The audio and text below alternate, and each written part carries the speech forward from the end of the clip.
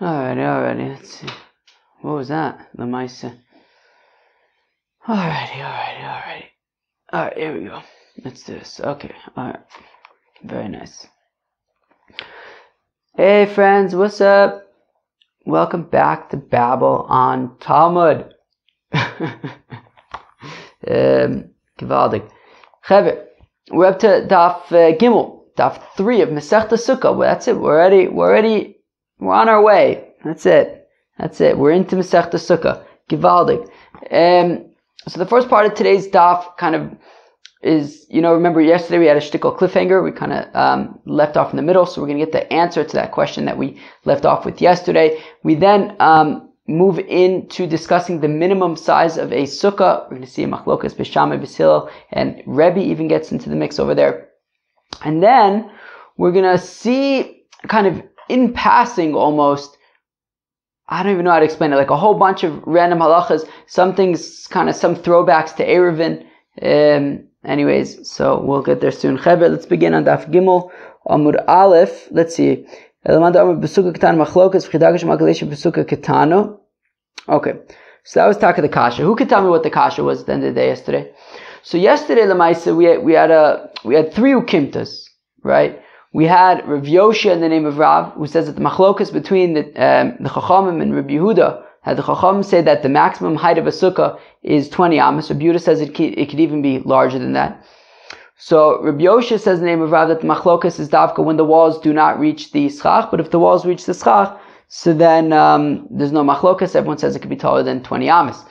Then there's the opinion of Rav Huna in the name of Rav, who says that the machlokas is when the sukkah is only 4 amas by 4 amas, but if it's larger than that, then there's no machlokas. Everyone agrees it could be taller than 20 amas. And finally, Rav Chanan bar Rabba, I think, said in the name of, I think it's who it was. Yeah, Rav Chanan bar Rabba says in the name of Rav that the machlokas is when the sukkah is only 7.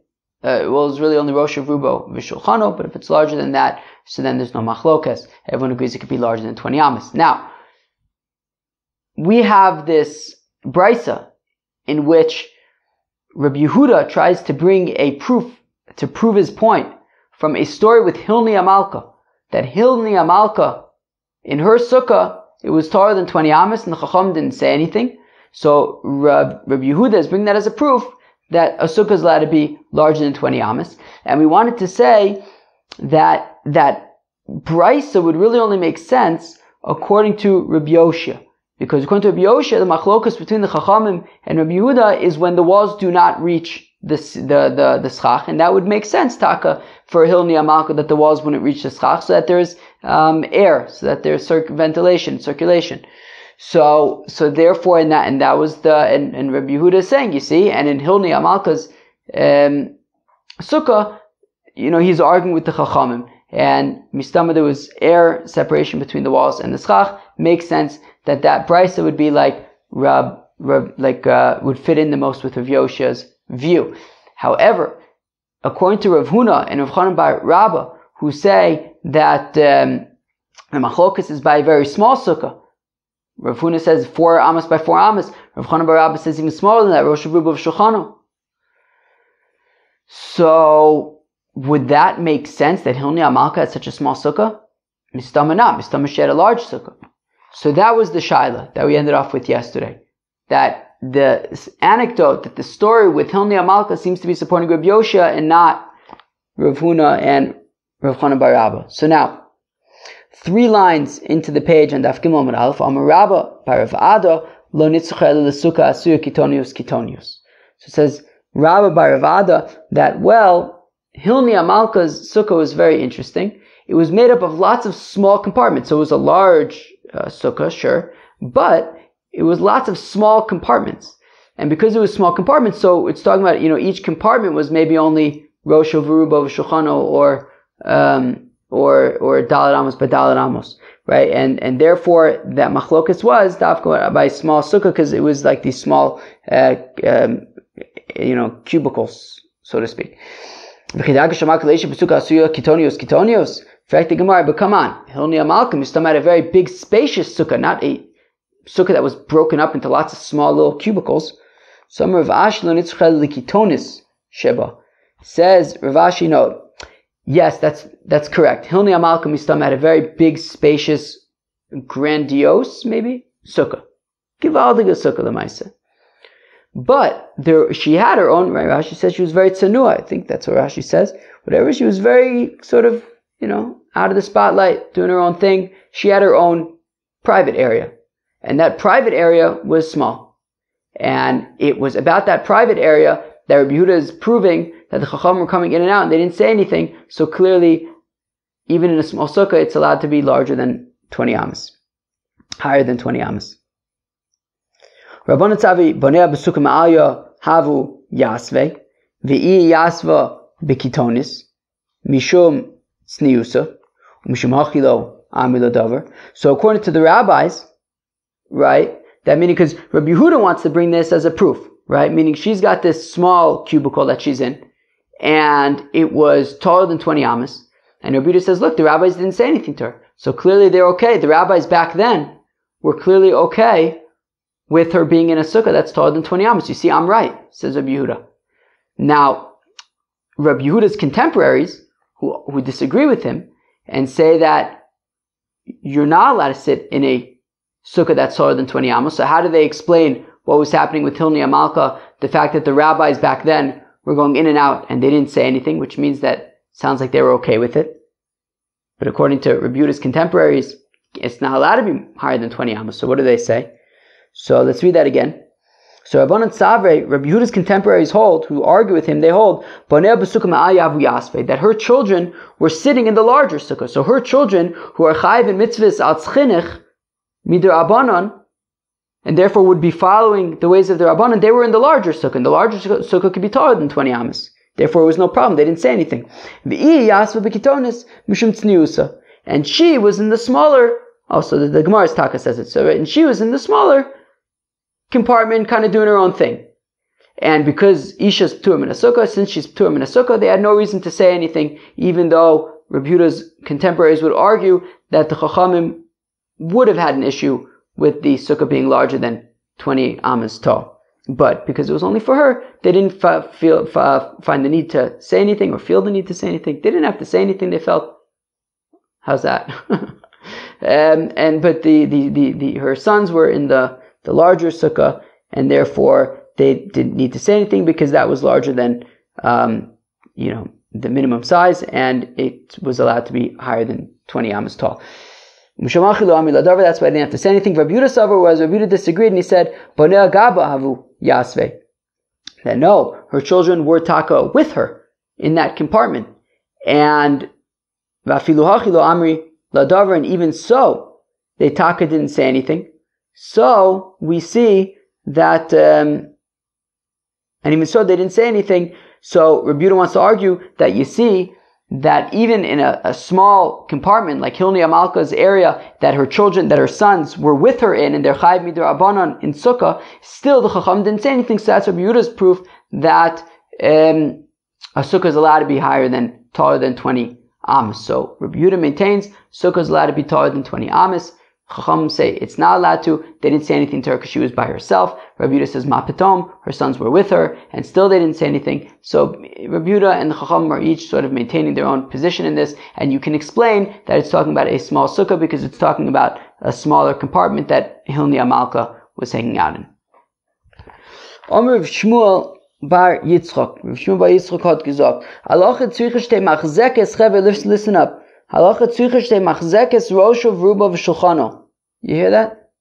A sukkah needs to be big enough that you could fit your head, most of your body, and your table. Right? Imagine the Maisa, they would eat lying down on a couch, and they would have their table next to them, like we learned about Masechta Brachos.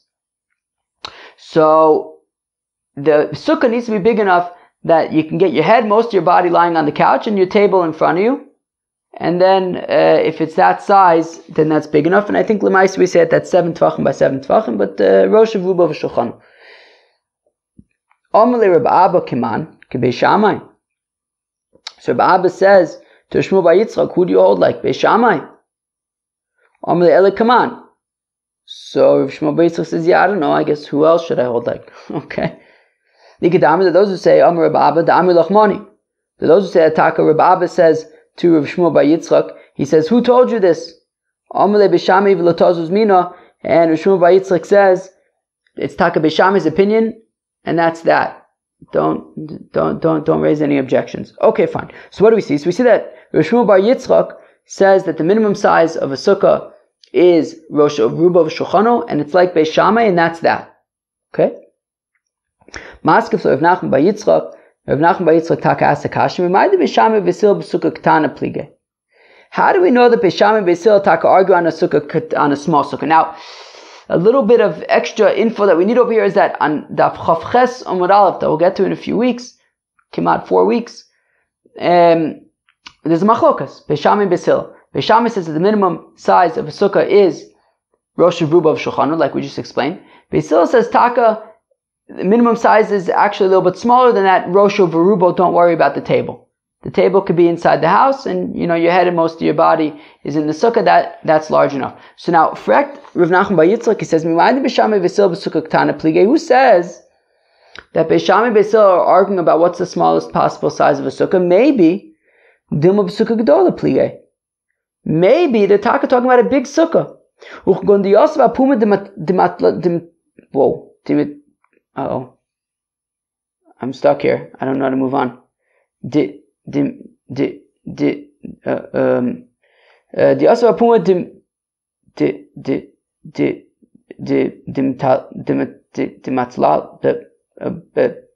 know. Could somebody help me out here?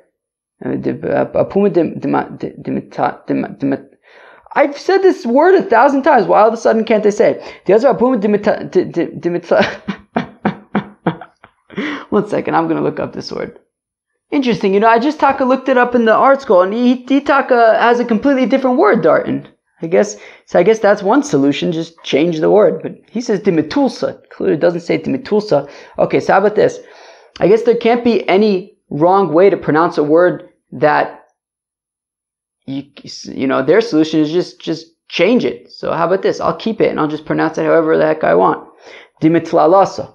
That actually sounds pretty good. No, back to the program. So who says that Beis Shammai and Beis Hillel are arguing about a small sukkah? The smallest possible sukkah. Beis Shammai says Rosh Rubo v'Shulchano. Beis Hillel says no, taka Rosh Rubo is enough. Maybe Lemaise, it's a big sukkah. But he's sitting, his table's in his kitchen. And he's sitting at the edge of the sukkah right next to his table's in the kitchen. He's sitting by his table. He's in the sukkah. His table's in the kitchen. But it's a big sukkah. There's lots of space behind him. So that's the shayla. Rav Nachman says, who says that they're arguing about the minimum size of the sukkah? Maybe it's a big sukkah. And just he's sitting right at the entrance to the sukkah. And he's in the sukkah and his table's in the house. Beis Shammai says that's no good. You need the table with him. Beis Hillel says that that's okay. It's okay to have the table in the house. The Beis Shammai Savrei Gazvina Shem Yimoshe Chacha Shulchana. The Beis Shammai is concerned that if you let him sit like this with the table in the house, maybe he'll end up, getting drawn after the table and end up in the house. And obviously, we don't want him eating in the house. We want him eating in the sukkah. Beis Hillel Savrei Lo Gazvina, and Beis Hillel says, I'm not concerned that he's going to end up in his house. So maybe that's talking the machlokas. It's a big sukkah. V'deka nami, and now the Gemara goes a step further. It says, you know what? I actually like this suggestion because I can infer from the Mishnah that says Dekatani Mishohaya Rosh Rubo B'Sukkah V'Shulchano B'Sukkah Bayis. If we look at the Mishnah on Daf Chav Ches, it says somebody who happened to have his head and most of his body in his sukkah and his tables in the house. It doesn't say that if somebody was sitting in a sukkah that was so tiny that it was only big enough that you can get your head and your body, but the table had to be in the house. It doesn't say that. It says somebody who was sitting in a sukkah. Could be a very big sukkah, for all we know. But he's sitting in a sukkah, and it happens to be that his table he kept in his house. Maybe it was a very nice table, he didn't want to bring it out, whatever it is. So implying that you could make the argument that it actually is talking about a big sukkah. And he happens to be sitting in such a fashion that his table's in his house. Beis Shammai says no good. Beis Hillel says it's kosher. And if we're talking about If Beis Shammai and Beis Hillel are arguing about the smallest possible size of a sukkah, then it shouldn't say Misha Haya, rather it should say, right, that he's in a sukkah that it's not machzekes ela rosh of rubo, but his shulchano is in the house. Meaning, if we're talking about the minimum size, it should say explicitly that if he's in a sukkah that is so small that it can only fit rosh of rubo, but not shulchano, but it doesn't say that. It says somebody who happens to be sitting in such a funny way that his table's in his house, but for all we know, it's a very large sukkah. But now the Gemara pushes back and says, wait, no, they are arguing about a small sukkah. Because after all, we learn in a brisa, we have a brisa that says that if you have a sukkah that's only machzekes, that's only able to hold, it's so small, it's only big enough that he could fit rosh of rubo v'shulchano, his head, most of his body, and his table, kshera. Rebbe argues and says, no, there has to be 4 amos by 4 amos at least. Vitani idach, we have another brayse that says, Rebbe says that if you have a sukkah that's less than 4 amos by 4 amos, it's no good. And the Chacham argue and say that even if it's small and all you can fit is your head and most of your body, not even your table, it's kshera. It doesn't say anything about the table. And we say it doesn't make any sense. Meaning Rebbe is consistent between the two brises that the minimum size of a sukkah is 4 amos by 4 amos. But the first brisa says that the minimum size needs to include the table. The second brisa says it does not need to include the table. Must be at the first brisa that requires the table in the minimum amount is Beis Shammai, and the second brisa is Taka Beis Hillel. So we see, if that's the case, then Beis Shammai and Beis Hillel do argue about the minimum size of a sukkah. And now says Mar Zutra that, and I can actually argue this way now and try to bring a proof to support this from our Mishnah. From the fact that it says in the Mishnah that if somebody's sitting with this table in his house, so Beis Shammai says it is pasul, Beis Hillel says it's kosher. And if we're talking about a sukkah that is very, very large, and he just happens to have his table in his house, well then it shouldn't be about kosher or pasul, it should be whether or not you're yotzei the mitzvah, because we're concerned about shema yimashech achar shulchano. But kosher and pasul seems to imply the minimum size of a sukkah, ve'ela kasha mishahaya. But then what do we do about the fact that we wanted to say a second ago that taka, it sounds like it's a big sukkah because it says mishahaya, cheve. No, what do we do? We seem to be going both ways on that. We can make a fine argument that Beis Shammai and Beis Hillel argue about the minimum size of a sukkah. We can also make a fine argument that they're talking about a large sukkah and somebody happens to have his table in his house. So rather, the Olam B'Tarte Plige, really, Beis Shammai and Beis Hillel argue in both cases. They argue about the minimum size of a sukkah. They also argue in the event that it's a large sukkah but your table's in your house. They argue both by a small sukkah and a large sukkah. We're missing some words here, and this is the full story, is the following. If you have a fellow who's in a large sukkah, and he happens to have his table in his house, he's sitting right at the edge of the sukkah with his table in his house. Beis Shammai says you're not yotzei. Beis Hillel says that you are yotzei. And if you have a sukkah that's so small that all you can fit is your head and most of your body, but no table, Beis Shammai poslin, Beis Hillel machshirin. Beis Shammai says it's pasul, it's too small. Beis Hillel say it's kosher, it's big enough.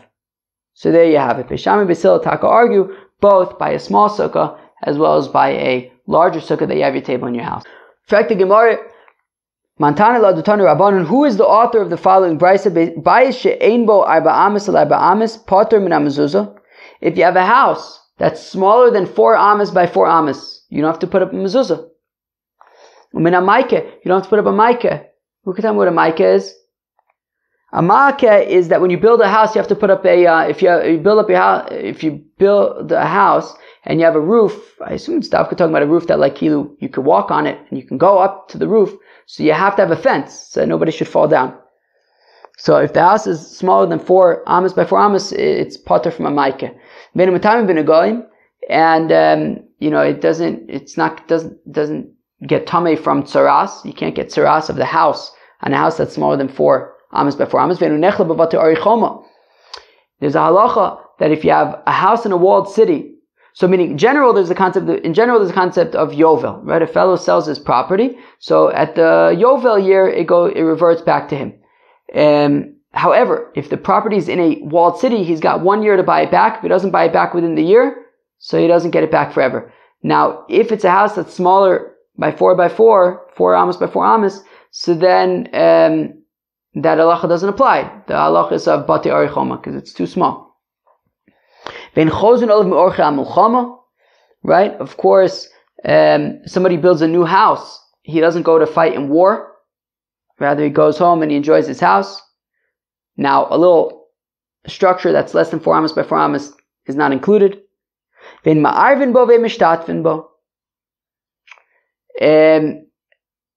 Of course, we know from Masechta Eruvin, Eruvei Chatzeres. You have a whole bunch of houses that open up into a courtyard. So, in order to be able to carry in the courtyard, so then you have to, was that a no? Is it to carry in the courtyard or to carry from one house to the other? I think that was the point, right? To carry from one house to the other. Who can remember anymore? I think that was that talking the point? No, but I thought we said that things that were in the chutz or things that were in the courtyard when Shabbos started, you're allowed to carry in the courtyard, right? You just can't carry it like from the house to the courtyard. I think that's the point. Wow. Eruvin, long time ago. Anyways, so in order to make this Eruvei Chatzeris, everybody in all of the houses in the chutzner need to join together. If one house doesn't join together, he kind of messes it up. That house messes it up. So the thing is, so we're saying that a house that's smaller than 4 amas by 4 amas does not need to contribute bread to the Eruv. It's not taken into consideration. And the same thing also by Shitufim Mivos, right? That, let's say you have 3 chatzeris that open up into one mavoi. So they have to all come together and make a Shitufim Mivos and put the bread in one of the chatzers.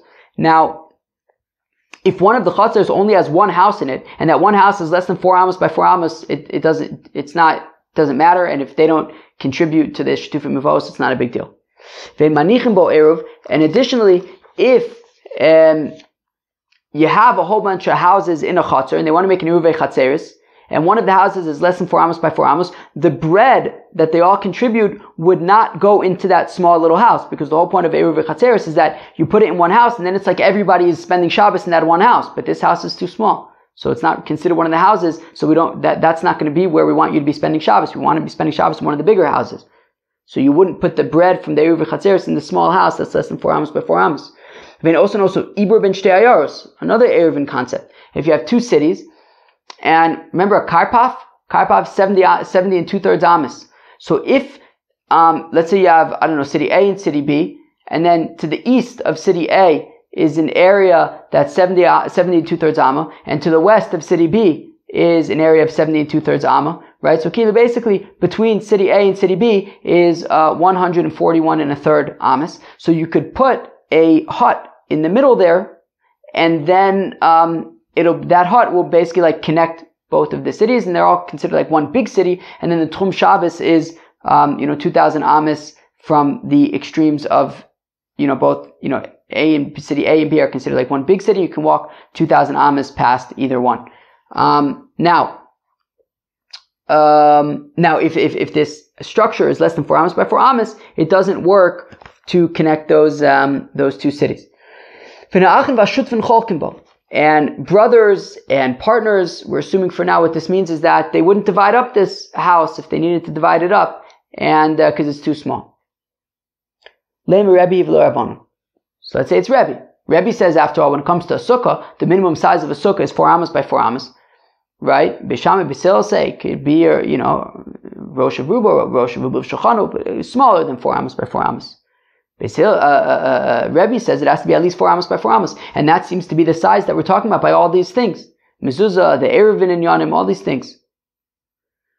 So let's say that this Bryce is Taka Rebbe, 4 amas by 4 amas. Afilu Tema Rabbanon. Says the Gemara, you can even Taka say it's the rabbis, because Adkan lo kam Rabbanon Hosam Elin Sukkah Didir Sarai. I can argue that the rabbis, Kilu Beisham and Besilal, are saying that by Sukkah, it needs to be, all it needs to be is Rosh of Rubo, or arguably Shulchanu, depending Beisel Beishamai, which is pretty small. So by Sukkah, it can be pretty small because it's a Dir Asarai, it's a temporary dwelling, it could be pretty small. But by a house, the diras kevahu, that it's a permanent structure.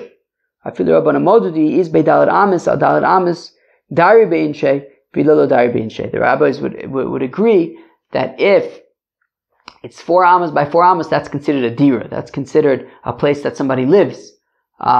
So, when it comes to, if you're going to go back for war because you built a new house, it has to be at least 4 amas by 4 amas, right? To put up a mezuzah, a maike, eruv chatzer, shituf mevos, these are things that it has to be 4 amas by 4 amas. It has to be a proper house. So therefore, even the Chacham would say over there it has to be 4 amas by 4 amas. By Sukkah, however, it's a diras kev, diras arai, so they would say that, Rosh of Rubo / Shulchano would be enough. Okay. Now, the Gemara is going to go through each of these things that we mentioned earlier. We just mentioned a whole bunch of things. Mezuzah, maike, bate arichoma, chozir me'orche amochama, all sorts of things. And we said that you need a house that's 4 amas by 4 amas. We're going to go through each one of them and explain why this is so. So, Zok the Gemara, Amar Mai, we said earlier, patur min mezuzah, that a structure that's less than 4 amas by 4 amas, you don't have to put up a mezuzah. You don't have to put up on the roof a fence. If it doesn't get saras on it, it doesn't become tummy if it gets saras on it. And that if it gets sold, doesn't have the halachas of real estate that gets sold in a walled city. And we don't, if you build a structure that's less than 4 amas by 4 amas, you're not going to go home from war on account of that. My time. How come? The answer is because all of those examples, the pasuk says the word bias, right? Amazuzos beisecha v'sherecha. Kisivne bias, was it kisivne bias chodosh vasisa ma'ike legagecha, something like that. By all of these things, right? Was it? Oh man, v'ra'isa negat saras beveis eretz achuzaschem or something like that. All of those examples it says bias, and a bias is 4 amas by 4 amas. Fine, we answered a whole bunch of those examples just now. Now, ve'ema arvin bo, we do not. Right, a house that's less than 4 amas by 4 amas does not need to contribute to the eruv chatzeres, ve'mishtatfin bo, and it does not contribute to the shitufim mevos, ve'manichin bo eruv, and we don't put an eruv in that house, right? So if you have a chatzer with a whole bunch of houses in it, don't put all the bread for the eruv chatzeres in a house that's smaller than 4 amas by 4 amas. My time, how come? To lochazi the dira, because it's not fit for living in it. Okay, givaldik. Now, listen up, cheveh. Eruv chatzeres manichin bo. The Gemara makes a diuk, and the Gemara says, yeah, eruv chatzeres we will not put into this small little house. As I explained earlier, that, because the house that the bread goes into, it's like everybody spending Shabbos in that one house. And this isn't a house, and therefore you can't put the bread there. However, aval shituf manichin bo. The Brisa doesn't say anything about shitufim mevos. You're allowed to put shitufim mevos in there, and therefore, so let's say you have a few chatzeres that open up into a mavui, and they do a shitufei mevos, and now they want to take the bread from the shitufei mevos and put it in one of the houses in one of the chatzeres, and they said, why don't we put it in this little tiny structure that's less than 4 amas by 4 amas? That's 100% okay. My time, how come it's okay? Because it's no different than just leaving it in the chatzer, which would be completely okay. If you took the bread from the shitufei mevos and just put it outside in one of the chatzers, no problem. That's fine. The Tanya is within the Brisa, eruv chatzeres b'chatzer, that the eruv chatzeres you put in the chatzer. Shitufei mevos, shitufei mavui b'mavui, you put the bread from the shitufei mevos in the mavui. We ask, what? Eruv chatzeres b'chatzer? That's not true. You don't just leave the eruv chatzeres in the chatzer, you put it in one of the houses. We learned in the Mishnah, hanos in eruv b'veis shar, somebody who puts the eruv in like a gatehouse, achsadra, a veranda. I think it's like something kind of like in front of the entrance to the house. Umir Pesas, a balcony. Eno Erev. It's not a good Erev. Vardasham, Eno Oser. And somebody who lives in one of these things like a gatehouse, he doesn't contribute to the Erev either. Kilu, if he doesn't need to contribute to the Erev, it's not considered a house. So we see that you can't just put the Erev anywhere, the bread anywhere in the Chatzar. It has to be in a proper house. So what does it mean, eruv chatzeres b'chatzer, that you leave the bread from the eruv v'chatzeres in the chatzer. That's not true. You put it in one of the houses. Rather,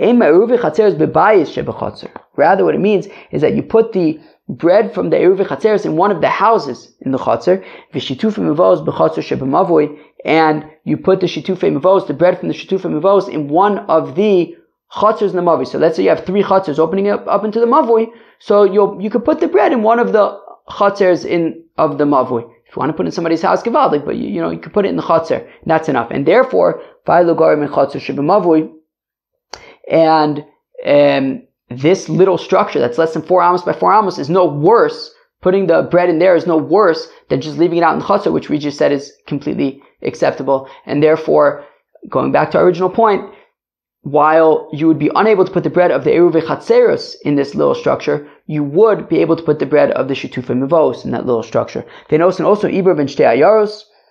We don't use this little structure as a connecting structure between 2 cities, that if there's a karpaf for each of the 2 cities respectively, right, i.e. a total of 141 and a third amas between the cities.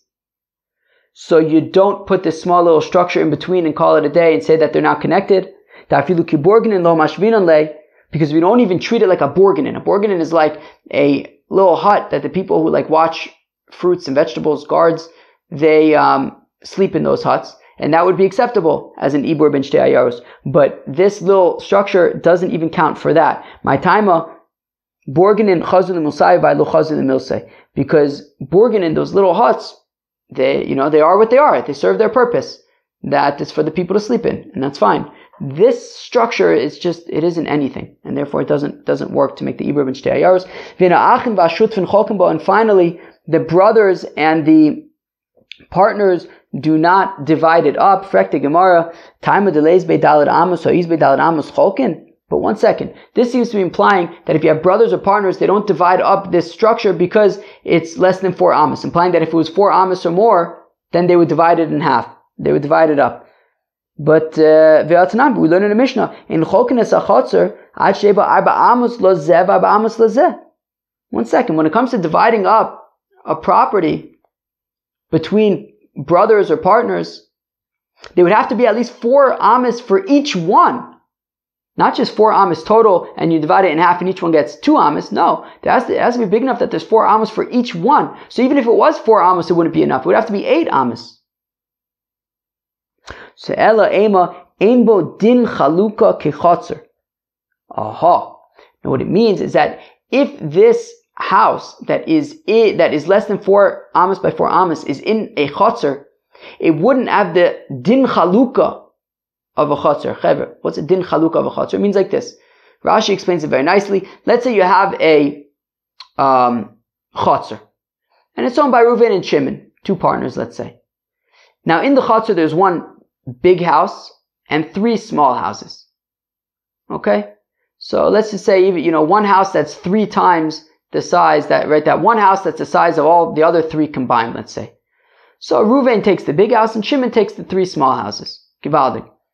Now they want to divide up the chotzer. They want to divide up the space in the chotzer itself. So how do you divide it up? On the one hand, Shimon has 1 house and Reuven has 1 house and Shimon has 3 houses. So maybe he should get more. He should get 3 times as much. But on the other hand, maybe, but in terms of space, it's all the same, right? So, the Rav Huna says, chotzer lefi psochea mischalekes. The Rav Huna says that the chotzer is divided based on how many doors you have, right? Meaning because after all, the chotzer is the way, everyone's going to have to use it. Sure, Reuven might have a nice big geshmaka house, but he's only 1 person.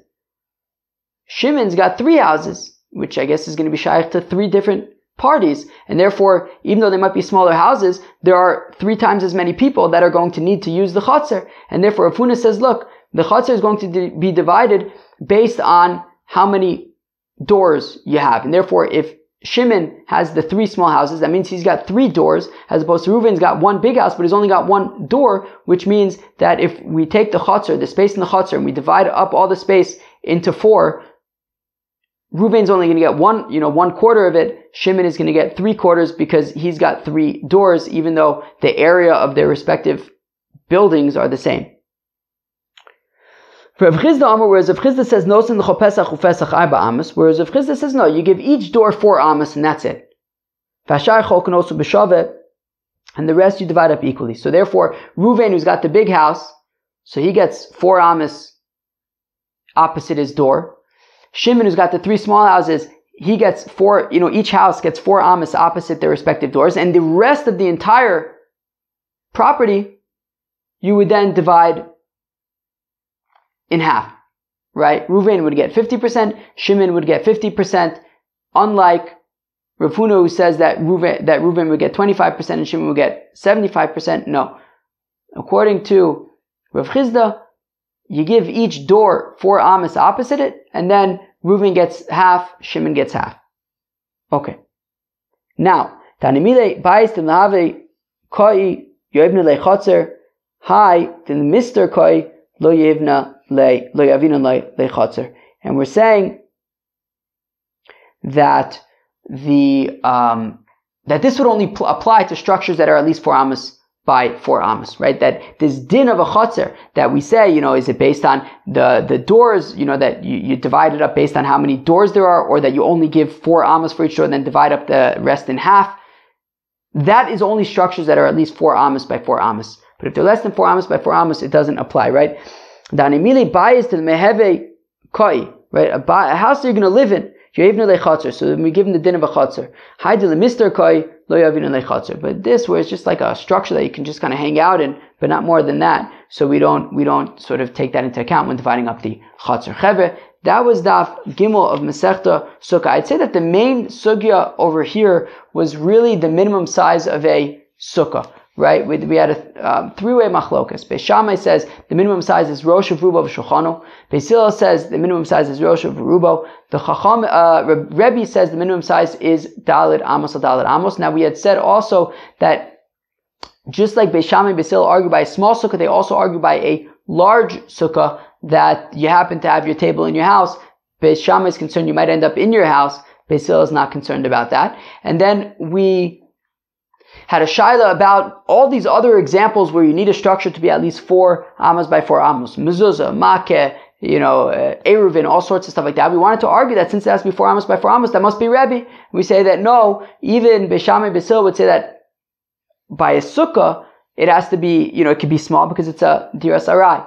But by these other examples where you mamish need to live there, so then it would have to be, at least 4 amos by 4 amos. Then we got to an interesting machlokas at the end between Rav Chisda and Rav Huna about how to divide up the area, the space of a chotzer among partners. If you have Reuven and Shimon, Reuven's got a big house, Shimon's got 3 small houses, so how do you divide up the space in the chotzer?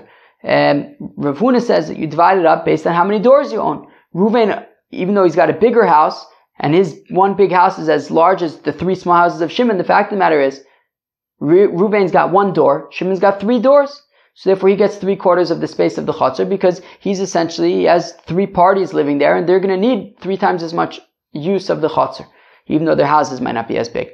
Whereas Rav Chisda says, no, you give each door a little bit of space in front of it, 4 amos in front of it, but then the rest of this area of the chotzer you divide up, half of it goes to Reuven, half of it goes to Shimon. Cheveh, that was Daf Gimel of Masechta Sukkah. I hope you're enjoying it very much. Have a great day. Cheers.